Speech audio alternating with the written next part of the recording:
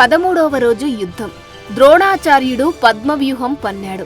కర్ణుడు, శల్యుడు, కృపాచార్యుడు, అశ్వత్థామ, దుర్యోధనుడు, జయద్రథుడు, దుశ్శాసనుడు, భూరిశ్రవుడు వంటి మహారథులు లక్షలాది మంది సైనికులచే కాపలాగా ఉన్న పద్మవ్యూహాన్ని ఏర్పరిచారు. త్రిగర్తులు మళ్లీ అర్జునుని యుద్ధానికి ఆహ్వానించారు.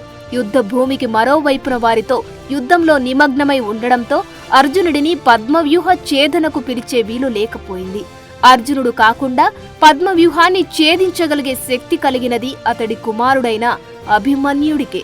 అయితే అభిమన్యుడు వ్యూహాన్ని ఛేదించి లోపలికి వెళ్ళగలడు, కాని తిరిగి వెనక్కి రావడం తెలీదు. ధర్మరాజు అభిమన్యుణ్ణి పిలిపించి పద్మవ్యూహాన్ని ఛేదించమని ఆజ్ఞాపించాడు.